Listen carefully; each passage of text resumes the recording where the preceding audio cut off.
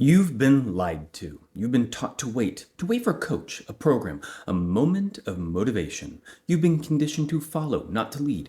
But the body you want, the strength, the clarity, the grit, that doesn't come from someone else's plan, that comes from you. Look, there is no perfect training program. There's no mental hack to stay motivated. There's only this. You must become your own coach. You must train, think, and adapt like your life depends on it, because it does. Let's break it down into a few systems. Make it easy. First thing, train. You don't rise to the level of your goals, you will fall to the level of your systems. Training isn't about going hard until you're sore, it's about going smart until you're unstoppable. Let me ask you something. Do you know your weekly training volume? Do you know your rest ratios? How much intensity you're stacking over time? No. Well, then you're not training, you're just working out. If you're not tracking it, you're not training, you're guessing. And guess what? The body doesn't care how bad you want it, it adapts to stimulus, not wishes. Strength and endurance are driven by progressive overload. That means applying a stress, recovering from that stress, and then doing it again, slightly harder, slightly smarter. It's the cellular blueprint of adaptation. Muscle fibers break down under tension. Mitochondria multiply when they're forced to work harder. Capillaries expand when oxygen delivery becomes a limiting factor. This is biology, not motivation. You must train with intent. That means writing your plan like a coach, logging your sets, reps, weights, RPEs in recovery days, not some go by feel crap. Your nervous system doesn't care about your vibes. You need structure, periodization, autoregulation, deloads, testing phases. Why? Because without them, you're chasing fatigue, not performance.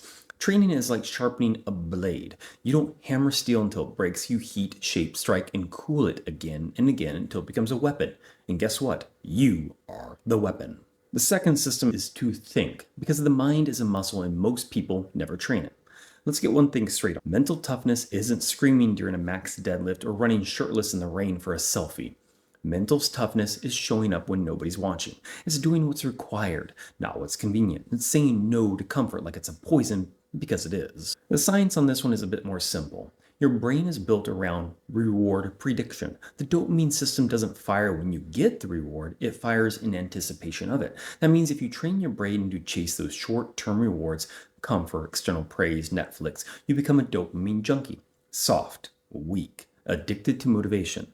But if you train yourself to delay gratification, to grind in silence, to log boring data points and show up tired, you build dopamine resilience. That's the start of grit.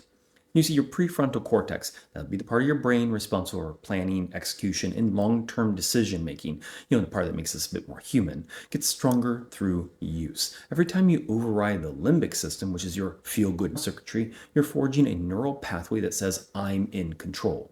Training your mind means practicing discomfort.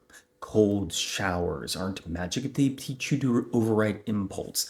Long sessions without music aren't punishment, they teach you to stay present in the moment while you're lifting something or running against something. Logging every workout isn't obsessive, it's clarity. You are not soft, but you also are not immune to distraction, weakness, or excuses.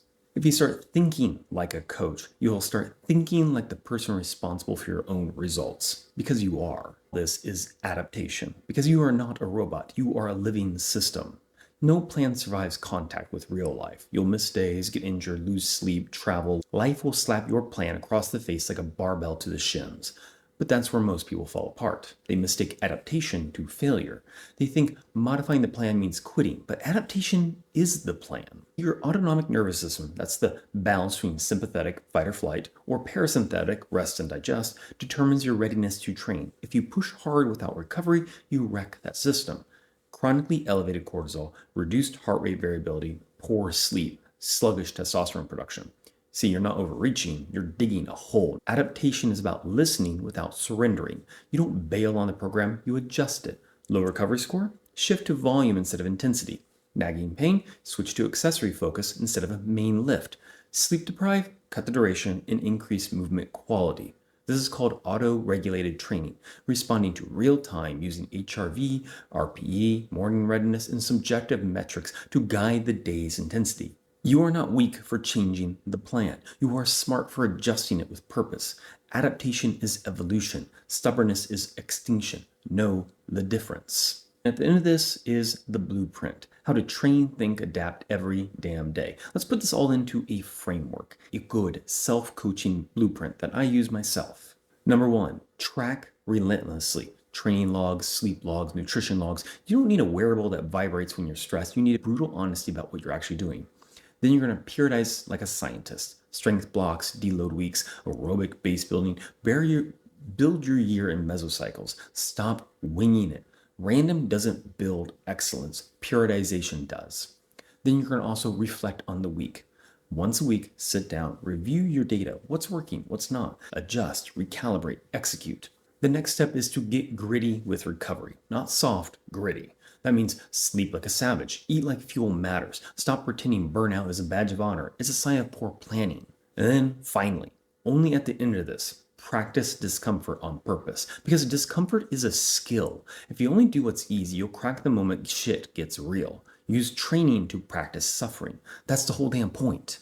Look, you are the plan. You are the coach. Listen to me for a second on this. Nobody's going to hand you the perfect blueprint. Not me, not a guru, not a $99 PDF program with beach photos and motivational quotes, because it doesn't exist. The only plan that works is the one you build, track, evolve. The only coach who truly knows your body, your mind, your mission is you.